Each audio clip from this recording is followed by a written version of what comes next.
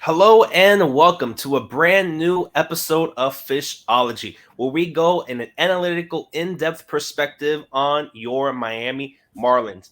I am always your host Daniel, and I'm joined always by my colleagues Eli Sussman, Louis Adeo Weiss, and we are glad to have here probably our biggest guest, not just in Fishology, but entire Fish Tribe, senior writer of MLB Pipeline, Mr. Jim Callis. It's an honor to even have you here. Well, thanks for inviting me. You guys got to get better guests. If I'm the peak, you guys got to work on your guests, I guess. But no, it's I always like talking prospects, and I mean, I've obviously been doing this for a long time, and I always feel like I don't feel like you guys are going to grill me, but I always do believe that if you're going to rank players, you should be willing to explain why you rank player A ahead of player B, or why this guy's better than that guy. So I'm always happy to talk about this stuff. So it's glad to be here with you guys. Yeah, it's great to have you off your busy schedule with pipelines being released seemingly every day. But again, we're welcome to have you here to talk about the Marlins. And then probably the first question that most of us have here is just maybe an in-depth view on the Marlins and maybe what you see the strength of this farm system as for the Fish. Yeah, I mean, we had I don't have the rankings in front of me. We haven't done our new rankings yet, but a couple of years ago, we had them as one of the top farm systems in the game. And they've graduated so many of those guys to the big leagues. So, like, the top 30, I think, looks radically different than it did a couple of years ago. There's probably been more turnover with their list than most, just because of all the guys who've, no longer count as prospects. I guess the strength you have to say is pitching. Their best prospect, I don't think anybody disagrees that Eury Pérez is their best prospect and one of the best prospects in baseball. And, you've got, obviously a lot of their better pitching prospects are hurt, but, Meyer should be able to come back from Tommy John surgery. Jake Eater should be back this year from Tommy John surgery. Dax Fulton had Tommy John surgery in high school, and I think he's a guy who could take a step forward this year. He just seems like he keeps getting better and better, more pro experience. They got guys like Jacob Miller and Carson Milbran out of last year's draft. And then I honestly don't know what to tell you about Sixto Sánchez, like what to expect from him. It seems like it's been forever since he's really done much on the mound, but he was so good when we saw him in 2020. So he's kind of the biggest wild card. But I'd say their pitching is probably the strength of the system. Right. And you put it in a very generous way about being a lot of turnover on this list in recent years. I think it is fair to say that compared to where it was over the last few years, that this farm system is probably weaker overall in terms of overall talent than it was just since they've completed their latest string of rebuilding trades. Is that fair to say that this is one of the low points that they've been at recently? Yeah, I mean, again, we haven't ranked them, so I can't tell you, hey, the Marlins rank 18th or 23rd. We're going to do our farm system rankings, I think, after the World Baseball Classic. But I'm just looking back at our top 20, our top 30 from 2021, when they're coming off the playoff appearance in the shortened year. And Sixto Sánchez was number one, and he's obviously been hurt. J.J. Bleday, disappointed and is gone. Max Meyer's still eligible and still ranks high, but is hurt. You have Jazz Chisholm graduated, Edward Cabrera graduated, Lewin Diaz graduated. I've lost track of which organization he's with because he's been DFA'd so many times this offseason. Trevor Rogers graduated, Jesus Sanchez graduated, Braxton Garrett graduated, Jose Devers graduated. You have to go all the way down to Dax Fulton to find another guy who hasn't even graduated off the list from 2 years ago. And then you could go on. Nick Neidert, Peyton Burdick, Monte Harrison, Cameron Meisner's been traded, Connor Scott's been traded, Kyle Nicholas has been traded, Jose Salas has been traded, Gerard Encarnacion graduated. I'm not going to go through the whole thing, but I think 2/3 of the guys almost from our 2021 list aren't even eligible for the Marlins list anymore because either they're big leaguers or they're no longer in the organization. But in terms of the system as a whole, yeah, I think it is weaker than it has been in a little while because it was kind of on the rise when they fully committed to rebuilding.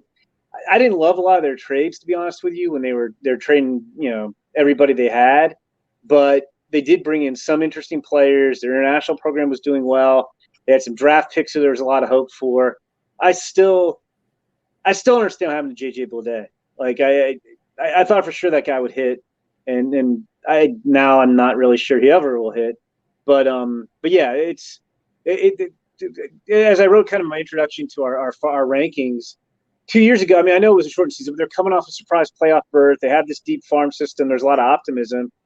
And 2 years later, they finished fourth 2 years in a row, lost a bunch of games, and the farm system's a lot thinner, and they've got a lot of holes to fill. So yeah, they have some work to do. Speaking of the international market, Jim, I read Ken Rosenthal's piece this morning for The Athletic talking about how it's kind of been a while since they've done well as far as position players go on the market. Obviously, we've seen kind of like strides with the likes of Soriano in the minors, now more of a converted reliever. But position player-wise, it's really been since about Marcelo Zuna that they've had success with international position players. Do you think the hiring of Oz Ocampo is, somebody who obviously had success in Houston, signing the likes of Christian Javier, Luis Garcia, and Framber Valdez, do you think that may be a turning point for their fortunes as far as like having a guy who knows the international scouting side, kind of knows that, the way that system kind of works, and think maybe that'll help them maybe hit on somebody on the position player side, something that's been very much a weakness for them, even at the big league level, going back now for, I would say, post Stanton and Real Muto. Yeah, I mean, I know they have a lot of expectations for Eury Pérez.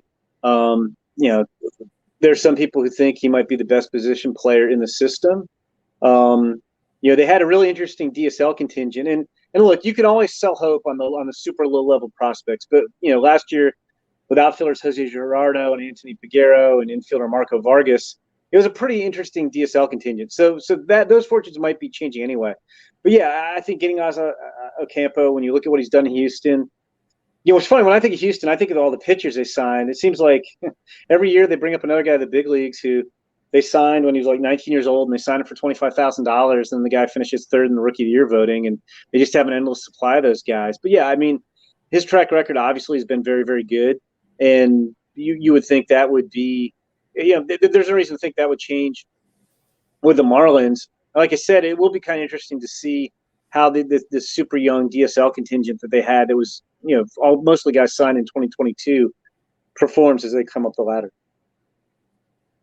Yeah, and with that, we've seen how the division is rivaling in terms of prospects. You see the Braves guys, kind of like the Marlins, using them and graduating. And then you have the Nationals, who traded Soto and got just a myriad of prospects. How do you think this long-term affects the Marlins competing with the division prospect-wise? Well, prospect-wise, maybe they're not in as bad shape as they might appear. I mean, the Nationals and Mets, have, like, I think kind of the strongest, contingent of current top 100 prospects, but neither one of those teams is especially deep. The Braves are really thinned out. No, I don't think anybody in Atlanta's complaining because they won the World Series 2 years ago. And Philadelphia, it's kind of the same thing. I mean, they've got Andrew Painter, Nick Abel, and a couple other guys, but they're really, I don't think any of the farm systems in the NL East are really particularly deep right now. So, some good drafts, some good international crops. I don't know if they'll continue to make further trades. Could help. You could see a scenario where maybe a year or two from now, the Marlins have the best farm system in the division. I mean, I think the Nationals would be the favorite to say that right now. The Nationals have the number 2 pick in this year's draft, so they'll get another guy right off the top of the draft too. But even though the Marlins aren't as strong as they have been, the NL East, again, we haven't lined up the teams. I said the NL East might have about the thinnest group of farm systems in baseball. So they're not at a huge disadvantage as they might be, if you were in a division, say, with, the Dodgers or, the Orioles or a team, teams that had really good farm systems. Well, we're with Jim Callis of MLB Pipeline here, and I think it's time to scrutinize the rankings themselves. Okay. As you alluded to already, it's essentially a consensus that Eury is the number 1 guy here. I was fascinated about your process in terms of coming up with Jacob Berry at number 2, because like looking around the industry, there's probably 4 different directions that you could go potentially for a number 2 prospect, whether it's Jacob Berry or Max Meyer or even Dax Fulton or Jake Eater, and from reading the rankings, it seems like he came down to Barry and Meyer because both of them with 55 overall grades on them. I'm just fascinated in the process between trying to compare Meyer, someone who's made his major league debut and is missing a full year with Tommy John, versus a newly drafted player who has only played at the low A level so far, who has a kind of unusual skill set, who's a switch hitter. They couldn't be much different in terms of overall players. So I'm just fascinated in the process of how you split hairs between them in this case. Yeah, well, and I think splitting hairs is the best way to put it. I mean, when you line up these lists, and look, I do obsess like over, hey, should Sean Reynolds or Josh Simpson be 24 and 25 or reverse? Like, I do actually put a lot of thought into it, but at the same time, and I'm not saying you guys are like this, but we get a lot of fans who are just like outraged that one guy's ahead of another. And it's like, they're really kind of on tiers, and we kind of use the overall grades to show tiers. And, I think, within a tier, you could go in different orders. Now,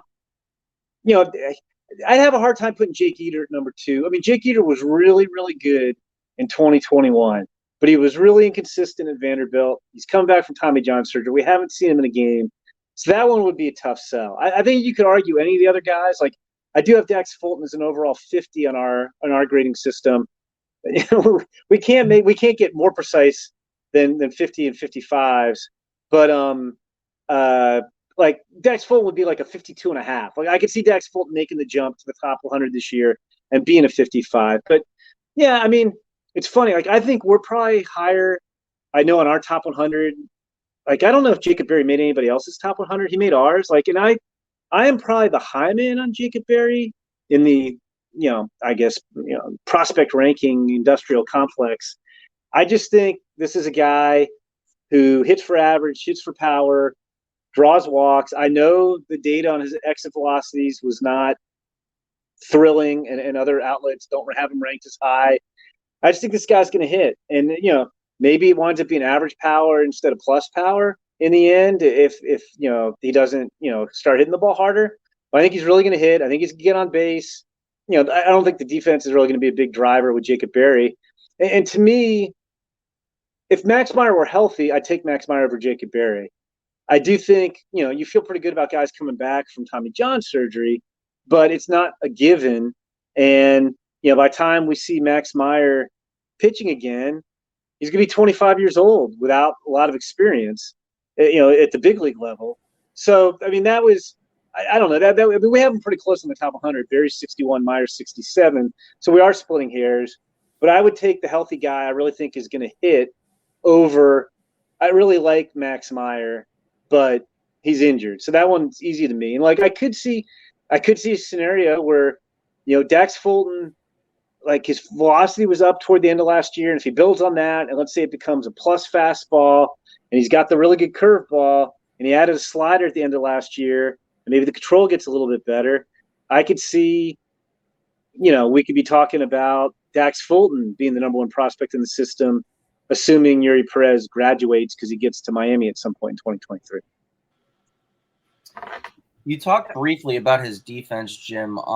Can you espouse a little bit more on that? Because when I look at him, we saw him in person immediately after he signed, and the physicality kind of gave me very Nick Castellanos vibes as far as the kind of player that he is. And when I watched your preview you did on the Marlins farm system, where you referred to Berry as I think you noted as one of the better college hitters as far as complete profiles go in the draft. And I believe his on-base percentage was slightly over 340 when he got into affiliated ball. But that being said, defensively, given Miami kind of already has right now like a third base conundrum with Segura going to be there, expected to be there for at least the next season.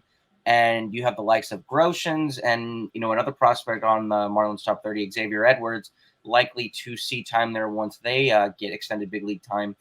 When do you think the organization would kind of recognize the full inability of his defense and maybe try the experiment of him, say, maybe playing a little corner outfield or DHing or playing some first base? Yeah, well, I think there's 2 things there. One, I don't feel like any of those guys you mentioned at the big league are really impediments. Segura, I think he's more of a stopgap than a long-term solution. I'm not sure third base. He really fits the profile what you want offensively. Groshans, of all their prospects, when you factor in defense, maybe has the best chance to stick at third, but he's got to hit for some power at some point too. You can't have your third baseman hitting 10 or 12 homers a year. And Xavier Edwards, he does not profile at third base. They can play him at third base. He's got below average arm. He's got no power. That would be not good. Now, that said, I don't think Jacob Berry is a great third baseman by any means. I mean, we have him ranked as a 40. He's, Nick Castellanos comparison is a pretty good one. I mean, he's kind of, stocky and thick. His arm's probably average, really, at best. I will say, I'm not saying Jacob Berry is going to be a big league third baseman by any means. I will say I do think it makes sense to run him out there for a while and see what he can do there.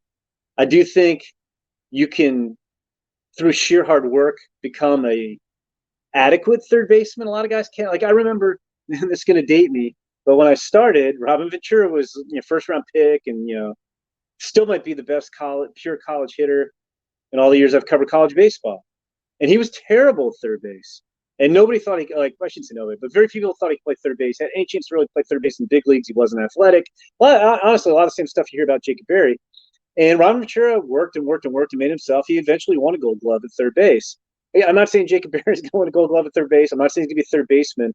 I do like the fact that anytime anybody asks Jacob Berry about it, Jacob Berry got drafted where he did 6 overall because the bat's so good. At the same time, anytime he gets asked about his defense, Jacob Berry's like, I'm going to play third base. Like, I'm going to show everybody they're wrong. I'm going to play third base. So he's going to work at it. So all that said, I don't think the Marlins have another obvious third baseman of the long-term future in the system. And Berry's barely played any pro ball. So I would let him play third base this year, see how it looks, see if it makes any progress. If I had to guess, it probably won't work out to where he's going to be a third baseman in Miami down the road. But I think the bat's good enough that could profile at first. I think he doesn't run real great. He could play. You probably want him in left because of the range. His arm's okay. But yeah, my guess is he'll play a lot of third base. And if it gets to the point where they think it's not going to work, then they'll move him. But I'd be surprised. I bet he spends most of this year at third base so they could figure out exactly what his chances are there. Because again, it's not like you have, Hall of Fame. It's not like Nolan Arenado is at third base in the big leagues and he's not going anywhere. Like, if Jacob Berry, they need a third baseman, and Jacob Berry might be that guy. He might not, but let's see what he can do. If that makes sense. I'm not even trying to sound defensive. I just think it's one of those things where you always try a guy, I guess, when he begins his pro career at the position that the most difficult position he has any chance of playing. And right now for Jacob Berry, that's third base. A year from now, it might be left field or first base. Yeah, and I wanted to go ahead and talk about someone else in the infield on the Marlins, and who was, I believe, one of their highly drafted players, or at least was, and Kahlil Watson, and him going from maybe on the top of the prospect list, maybe once when he was drafted, to now falling to 13th. Just how have you seen the decline of Watson early in his professional career, and do you see him rising to what his potential could be as a player? I just chuckle because, if I had the answer to that, I think I'd be employed by the Marlins. Look, I don't know what to make of him, to be honest with you. The physical ability is still the physical ability that made him a first-round pick. And I don't second-guess the decision to take him there at 16. I think it's easier to second-guess it now. There were signability questions. There were some makeup concerns. But, this is a guy who's, in the running to go number 1 overall the Pirates on a potential, discount deal. It was a legitimate, top 5 discussion as a prospect. And, if you look at him from a tool standpoint, he's still got the quick swing. He's still got, kind of sneaky strength, solid raw power, well above average speed, strong arm, good actions to shortstop. But 2 questions, and I don't know the answer to these. We'll get more evidence one way or another this year. Is, can he control his swing decisions, and can he control his emotions? I guess is the best way to put it. He swings at everything. He struck out 35% of the time. in single A last year. I mean, that obviously has got to change or he's not going to be able to hit. And he just plays kind of out of control with his emotions. I mean, he got demoted for a month for making a threatening gesture toward an umpire. I don't think anybody thinks he's necessarily a bad kid. He just cannot control his emotions, whether it's directed at himself, umpires, opponents, teammates, and you can't play like that. Like, it's hard enough to play like that for a week straight, let alone 162 games. So, I mean, shoot, I mean, we could talk. I mean, there's a guy. I mean, from a talent standpoint, if he gets everything, like if he makes the adjustments he needs to make, he can be number one on this list a year from now. If he does what he did last year, I don't think we wouldn't rank him at all, but maybe he's down at like number 30 next year. He's about as volatile a prospect as I think there is anywhere in baseball, unfortunately, for the Marlins. Like, ceiling's still the ceiling. Maybe you tone down your expectations for the hitting ability a little bit because he struck out so much last year. Although, I'm not saying you're going to turn him into a batting champ, but you can't just flip a switch. But at the same time, his swing decisions were so bad so many times last year that they can get better. But yeah, he's hard to figure out. Who knows? I mean, literally, I don't know if people are seeing that. I'm literally shrugging my shoulders, and I don't think anybody knows the answer to that question. And then, for ranking him, like it was just like, okay, where do I rank this guy? Like, I mean, he's got high. There's no question in my mind. He's got a higher ceiling than Xavier Edwards. I mean, outside of putting the bat on the ball, which, yes, that's a very important skill, he just kills Xavier Edwards from a tool standpoint. He's faster than Xavier Edwards now, too. He's got a lot more power. He's got a lot better arm. He can actually play on the left side infield. But I put him behind Xavier Edwards. Sixto Sánchez, like I said, hasn't pitched in forever. And I have him behind Sixto Sánchez. Jordan Groshans hit, 3 home runs last year? And I have him behind, and Jordan Groshans is the third baseman. And I have him behind Jordan Groshans. So he was about as hard a guy as there is to rank because I just don't know what you're supposed to do with him. Yeah, you touched on it perfectly right there, Jim, about the hardest guys to rank on this list. Kahlil, Sixto, I imagine, because of what he was and now what he is right now. Is there anybody else in that same vein that you had a really difficult time placing that you wouldn't be surprised by midseason if they're much higher or much lower than they are at the moment?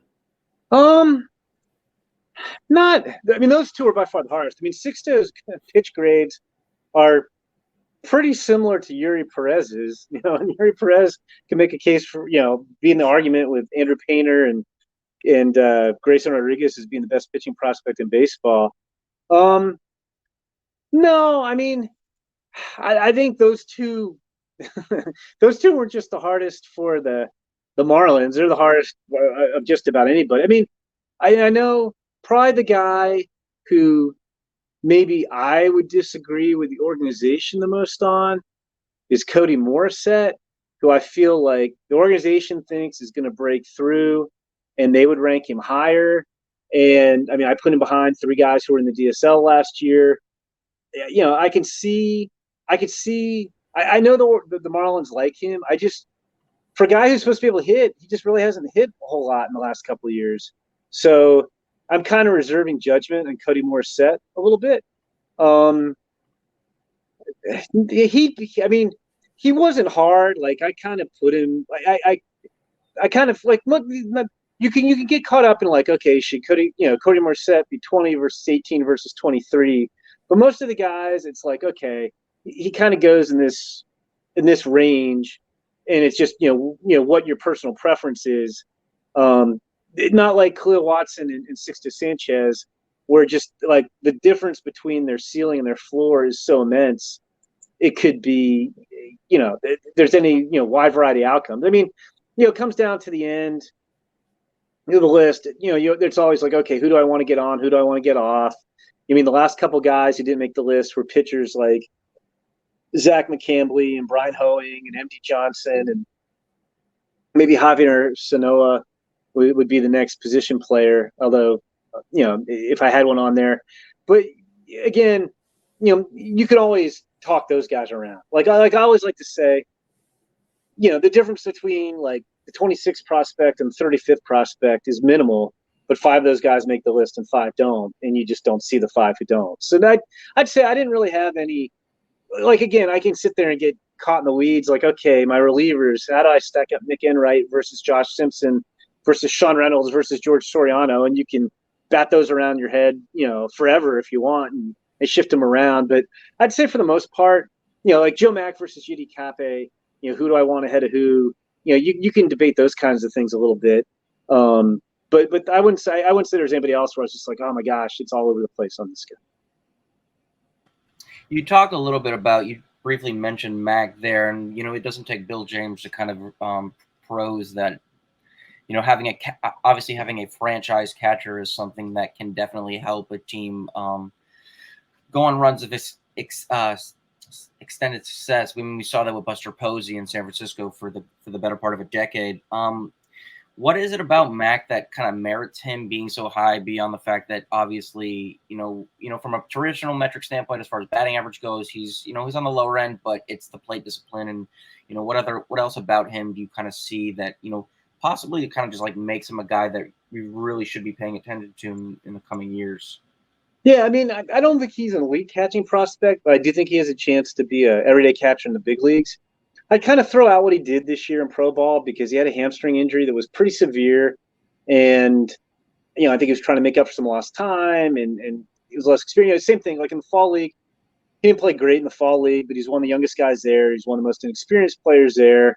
I think the biggest thing he needs to do is probably, cut down on the strikeouts, but he's got bat speed. He's got potential for 20 home run power. He's got pitch recognition skills. I think it's just kind of learning pro pitching. I think he can recognize pitches and he works deep counts, but sometimes he kind of gets trapped in deep counts and then winds up leading to strikeouts. He's got a strong arm. He's athletic.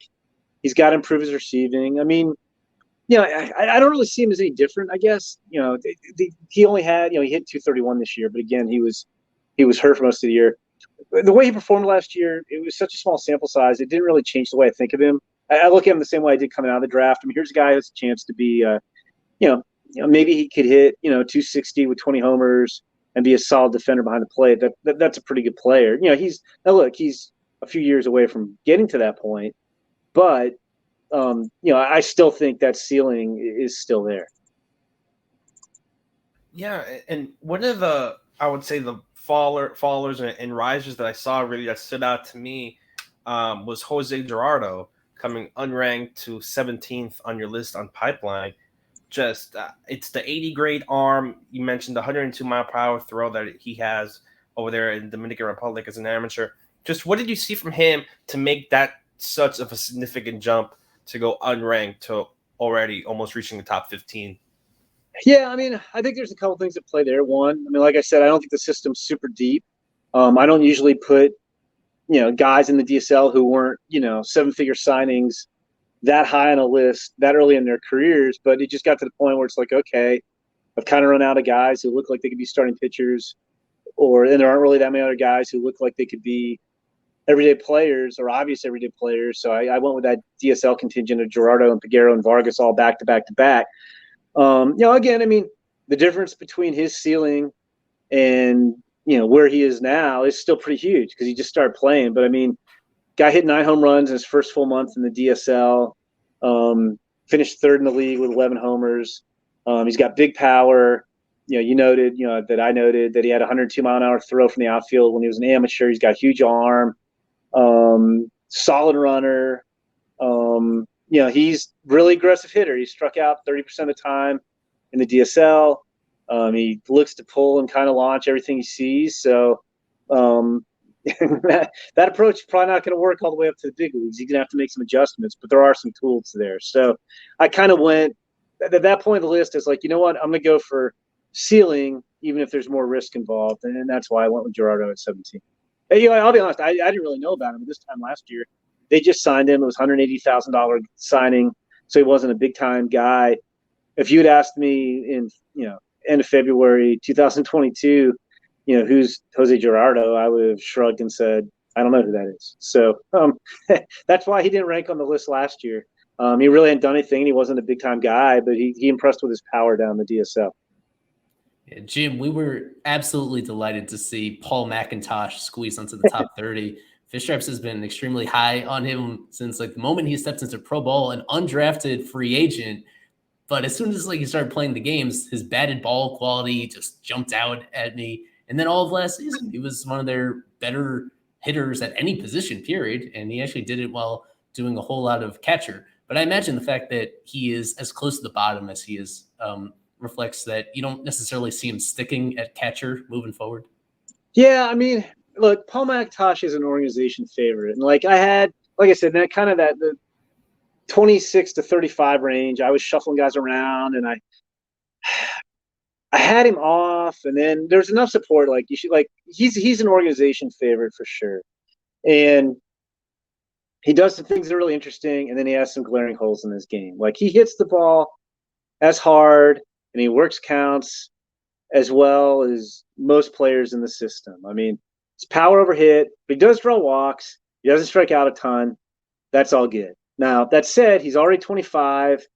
He wasn't really even young for AA last year, and he hit 258, so it's not like he's a high average hitter. And just, I think the biggest question is, where do you put him? I mean, he's surprisingly quick with like a 50%, 50%, 50. We gave him a 50 grade on speed. He's surprisingly quick down the line, but it's a below average arm. It's a below average receiver. He doesn't block balls well. I don't think there's any chance he's really a cat. Like, he's more an emergency third catcher. Like you can't even really call him a backup catcher. He'd be like, if you made your team as a first base, I mean, he runs okay. I guess you could run him around a left field a little bit. Like, if you made your team as like a first base, left field, DH type, who you could catch like in an emergency situation, that's probably what he is as a catcher.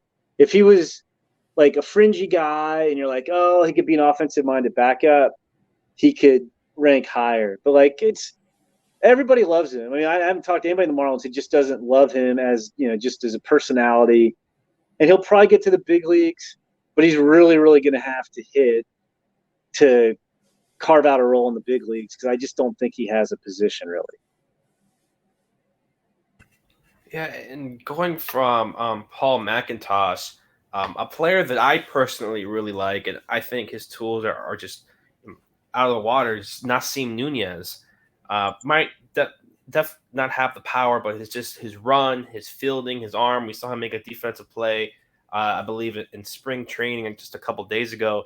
Just what makes him, just where you have him ranked 21st, is it just mainly his offensive skills that push him down that low on the list?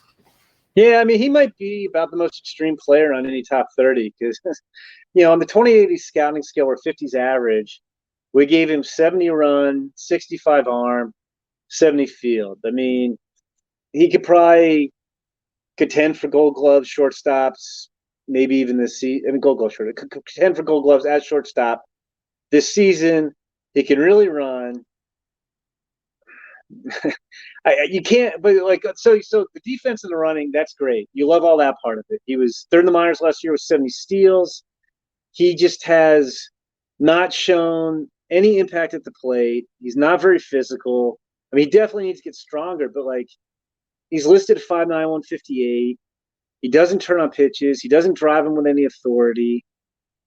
Like, it's kind of the classic knock the bat out of his hands. I mean, he draws walks in the minors by working deep counts. I don't think that's going to play in the big leagues. I just don't think anybody would respect the lack of power. I mean, he's an interesting guy, but he's a career 238 hitter with a career 287 slugging percentage in the minors. And that's not anywhere close to being able to hit in the big leagues. I went 40 hit. I went 20 power. I mean, there's no power there. So, he's going to have to, like, there's a lot of guys in the system who are interesting, but they have flaws they're going to need to address, and he's going to have to get stronger. And look, he's never going to have power, but he's got to be able to hit the ball, harder to at least make teams respect him a little bit because, again, I don't know. I can't imagine there are too many guys on any of our top 30 lists who have played even 100 games in the minor leagues who have a career 287 slugging percentage. And that's testament to how good his defense and his base running are. But that's a pretty fatal flaw. So if he, I don't think he's ever going to be, he'll probably always be 20 power. But if you could get him to be, I don't know, like an average hitter and maybe slightly above average on base ability, and then not power, but like great defense, then you might have a big leaguer. I mean, he probably will get a cup of coffee at least on the basis of his glove alone, but he's going to have to provide a lot more offense to have any kind of big league role for the long term. Continuing on that trend of infielders, we've kind of talked briefly about the way the Marlins infield kind of aligns for 2023, and not even just the infield, the defense as a whole, where it seems like there's a lot of guys playing at a position, either learning new positions or they're kind of experimenting in a Philadelphia 2022 Phillies light way, albeit with a lot less offensive. So you're calling them a World Series team? Is that what you're saying? I am not espousing that, ascribing that onto them because. Yeah, we could touch on that another day. But what I'm trying to get at is, obviously you have Joey Wendell, who by many metrics, outs above average, defensive run save, was elite as both a second and a third baseman last year. I believe he was in the top 10 in DRS for third baseman.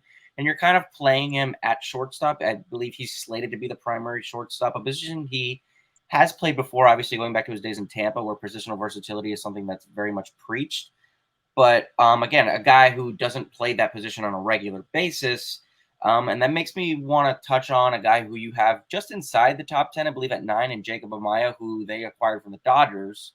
Ironically enough, they lose their shortstop in Gavin Lux. So you'd like to think that they maybe want to have that trade back as, some more depth. Do you see his path to the big leagues as a lot easier than most of these guys on the list? Obviously, we know Eury is kind of almost a given, albeit his innings are going to have to be managed because he's never even crossed the 80-inning threshold in actual games over the course of a season. But Amaya, in terms of him, do you think he's somebody that could have an immediate impact this year, especially given the year he had last year, split between a couple of levels in the Dodgers system? Yeah, I do. I mean, I think from a defensive standpoint, he's he's clearly to me the best shortstop they have in the upper levels of the organization right now. It's interesting. He came back from the pandemic and he was stronger and he got a little home run crazy in the Dodgers system. But got away. I mean, like in the past, he'd always been kind of a contact guy. He drew a lot of walks, and now he chases a little bit more. But yeah, I think if he came up, he's going to have to watch his approach a little bit. He might be like a fringy hitter with 15 home run power, but he can play solid to plus defense. And for a team that the strength of the big league club is pitching, like you were just alluding to, it's kind of interesting. Like the strength of the big league club's pitching, and you're kind of, I don't know, the defensive alignment seems to be a lot of wishful thinking. You're hoping guys can handle positions or be better than they have been in the past. So we'll see. But yeah, I think their infield would be more stable if you had him. If you went ahead and put Amaya at shortstop and you put Wendell back at second base and Luis Arias, who can really hit but isn't a really good defender, maybe he and Garrett Cooper are like first base DH, kind of timeshare. Your defense would be a lot better than the Arias Wendell double play combination. Seems a little bit optimistic to me, I guess is the best way to put it. Yeah, and going from that, I want to go ahead and talk about one of the prospects that's been in the system for a while, almost going up their rankings almost every year. And that's Victor Mesa Jr. We know the brothers, him, Victor. Victor has not really been the player that the Marlins have hoped. The Marlins have hoped for at all. But the younger brother, Victor Mesa Jr., 14th in your ranking. How does he profile for the Marlins, and maybe even comparing him to his brother, and just how he's just kind of almost gone up the rankings almost every year? Yeah, I mean his brother. Unfortunately, just put. But his brother can't hit. His brother's got no power, no impact at the plate. Very good defender. His brother is kind of like the Nasim Nuñez of outfielders, if that makes sense. But he's older, and so you have less, I guess, optimism that he's going to snap out of it and development. He just doesn't hit the ball hard, and there's no impact there. His brother Victor Jr. has more offensive upside. He's got one of the better swings. He's got some of the best bat-to-ball skills in the organization. More of a corner guy. Well, I should take it back. He's got good instincts. He's not as good defensively as his brother, who's one of the better center fielders in the minors. But Victor Jr. is kind of an average runner with good instincts. He may have a chance to stay in center. High baseball IQ. Might be more of a right fielder in the long run. It's just he's always been really young for his leagues. He was 20 years old this year in high A. And so he hasn't really put up huge numbers. I'd kind of like to see him get a chance to catch his breath. I don't know what they're going to do with him this year. If it were me, my attitude would be he's still just 21 years old. Let's send him back to high A and let him tear it up, and then we'll promote him to double A once he gets going. But I do think he is one of the better pure hitters in the system, even if the numbers aren't loud. And I think a lot of it's just been because they believe enough in the bat that they've challenged him with some aggressive assignments. Yeah, I think now it's the perfect time to go almost to the main event of what maybe most of everyone here was, or people listening wanted us to talk about, and that is Mr. Sixto Sánchez. You have 11. You mentioned volatile. You mentioned someone who could be number one a few years ago. The injuries. Just give us a little bit on Sixto and him falling to 11th for you. Yeah, you could argue he hasn't pitched since 2020, and he's come after. It's not Tommy John, where you feel better about his shoulder surgeries. Said, shoulder surgery in 2021. He had another shoulder surgery in 2022. Look, he could be anything. When we last saw him and he was healthy, he had like a 95, 97 mile an hour power sinker. He had a four-seamer that got up to triple digits. He, even with that, some people tell you this changeup that just kind of tumbled at the plate was his best pitch. He showed some progress with the curveball. He just, had a cutter that had its moments. He threw a ton of strikes. Now, the question besides his health always has been, he doesn't, with all those pitches, you'd think he'd miss more bats. And it was more like he'd get ground ball contact than strike out, 12 per 9, like you'd think he might do with that stuff. But that's quibbling. He got plenty of outs. He threw plenty of strikes. But yeah, I don't know. I don't know what to tell you. He lost. Well, what's the story? He lost 45 pounds. I would suggest that if he was 45 pounds overweight, it's not like he looks like he's in better shape for sure. He doesn't I wouldn't call him skinny right now, right? So if he was 45 pounds overweight, part of me would be makes me wonder about his dedication a little bit. That would concern me, trying to come back from these shoulder injuries. I don't know. When we last saw him, he had great stuff. He was one of the best pitching prospects in baseball. And, the last 2 years he's had 2 shoulder surgeries and hasn't pitched in a game. So to me, he's more of a lottery ticket really right now than something you can bank on.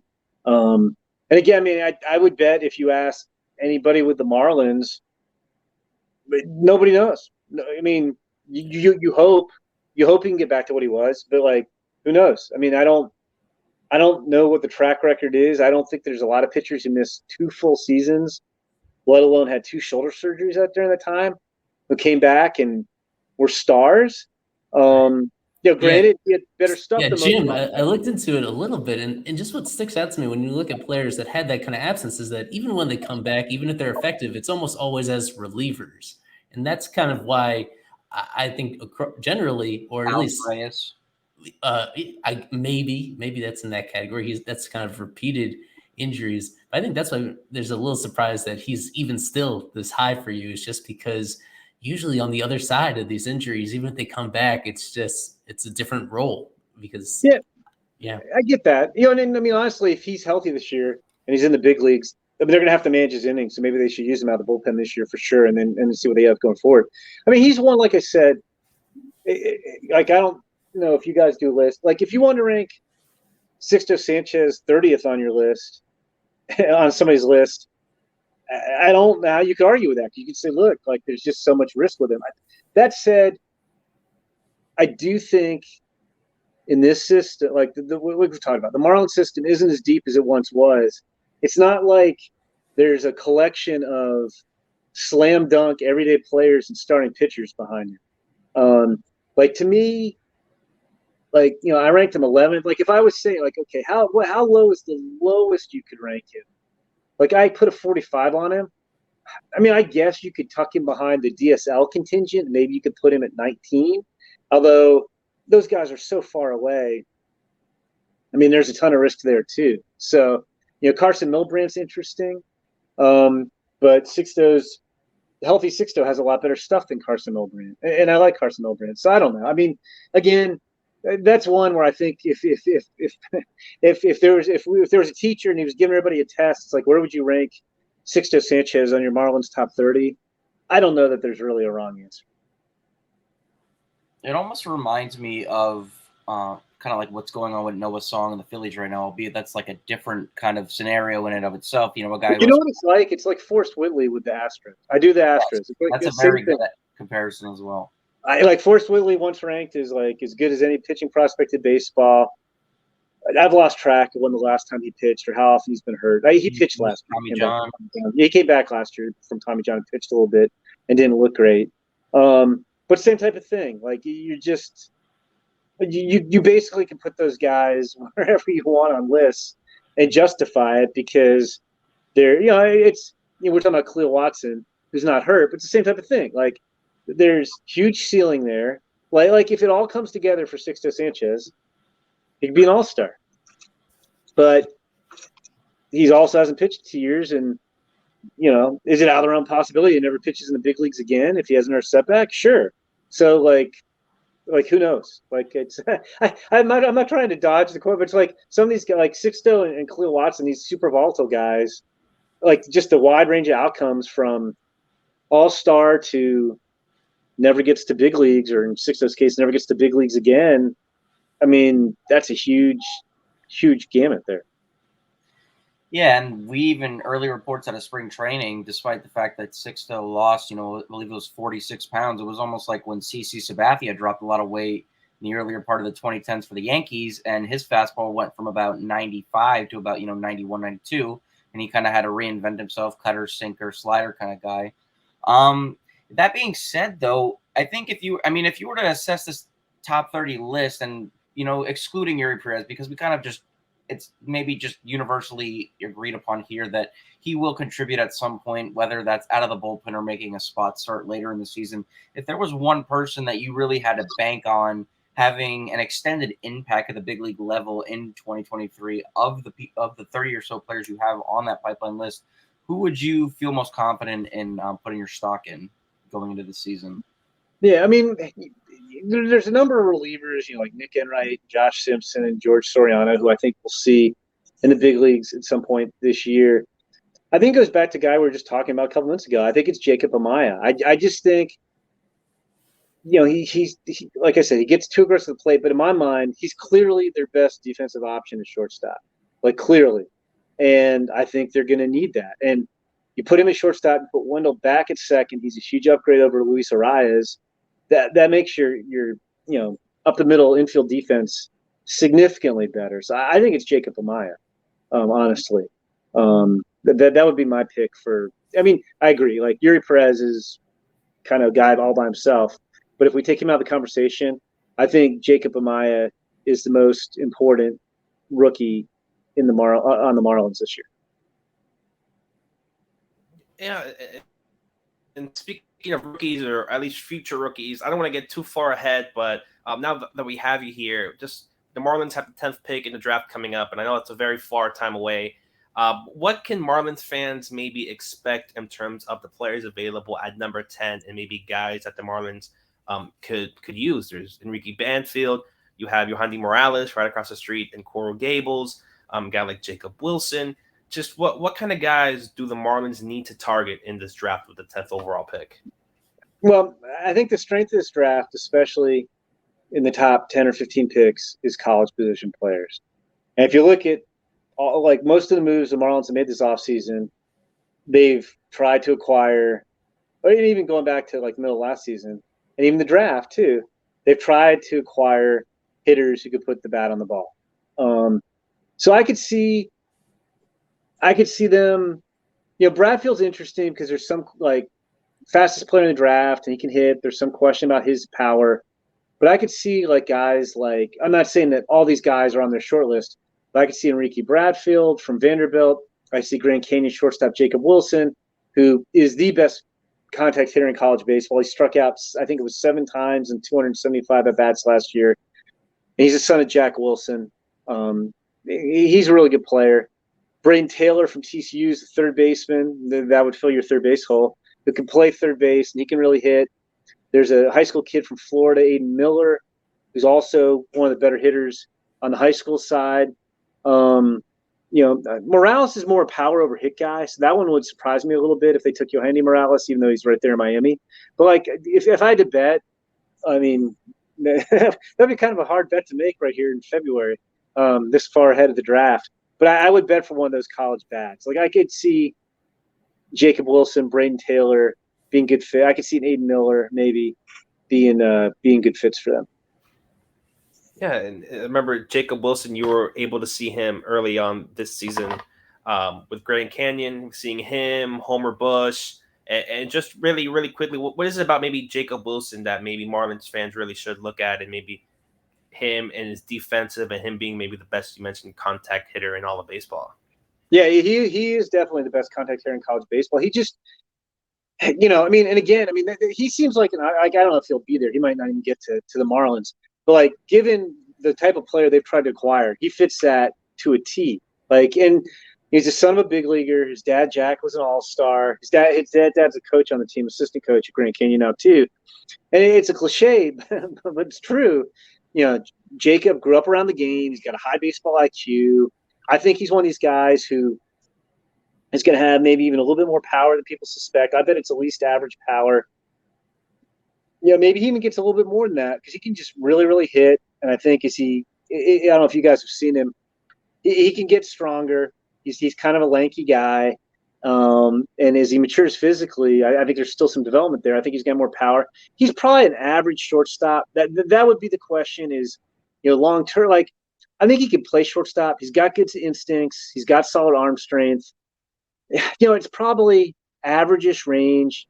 And ideally, you probably want your big league shortstop to have more than average range. So, like, I think he could play, if we're projecting right now, he could play big league shortstop, but probably be a situation where you'd want a better big league shortstop, if that makes sense. But I do think he hit enough to play third or second.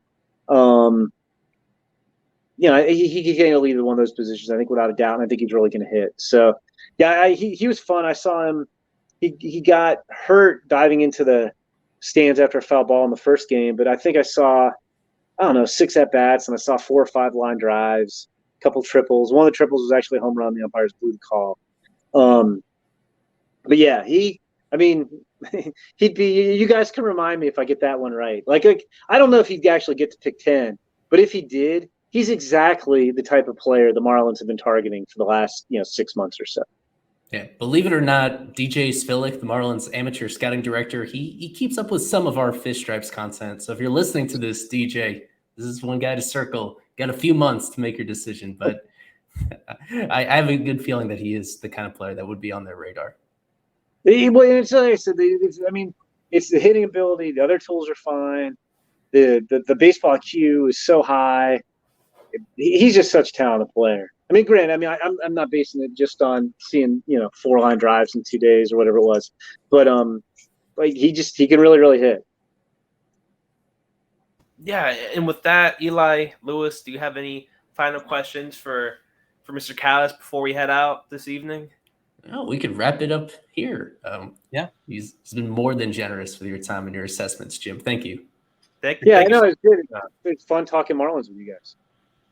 Yeah, we'll make sure to have you back again. One of our biggest guests ever, Mr. Jim Callis from MLB Pipeline. For myself, Daniel, Eli, Lewis, Jim, it's great to have you on, and always go Fish.